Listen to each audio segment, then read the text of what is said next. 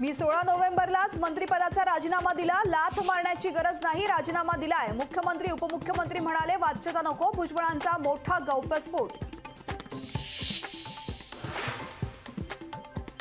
शिवरायांची शपथ पूर्ण झाली तर मागासवर्गीय आयोग कशासाठी? मंत्री छगन भुजबळांचा मुख्यमंत्री एकनाथ शिंदेंना थेट सवाल। अध्यादेश कळत नाही, अधिसूचनेचा मसुदा कळत नाही आणि म्हणतात आरक्षण मिळालं। 27 तारखेला गुलाल उधळला तर परत उपोषण कशासाठी? भुजबळांचा मनोज जरांगेंना सवाल।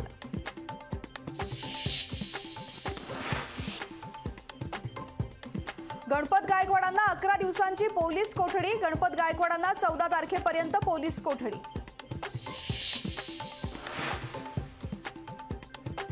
आमदार गणपत गायकवाड गोळीबार प्रकरणी विधिमंडळ कार्यालयाला पोलिसांचा ईमेल, विधानसभा अध्यक्ष सोमवारी घेणार गोळीबाराची माहिती।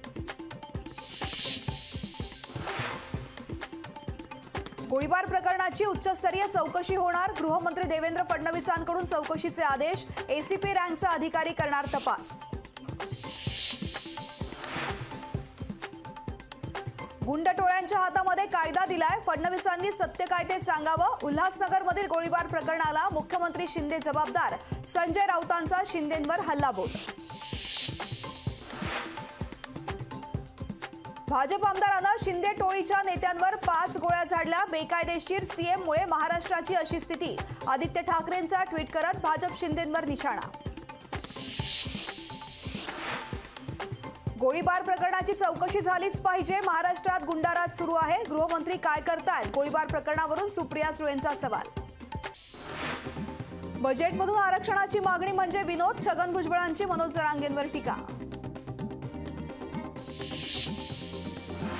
पंजाबचे राज्यपाल बनवारीलाल पुरोहितांचा राजीनामा, वैयक्तिक कारणामुळे दिला राजीनामा।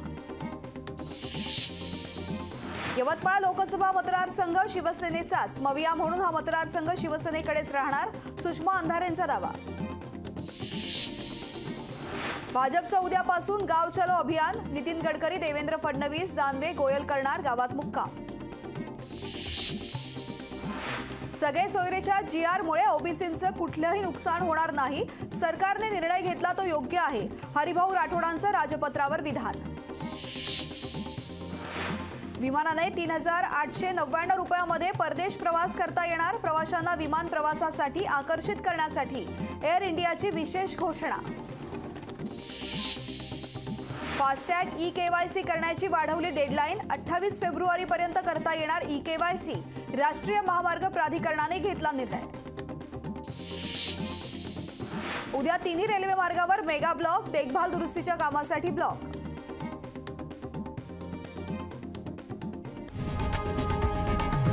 लोकशाही मराठी ऐका, पहा, जागरूक रहा।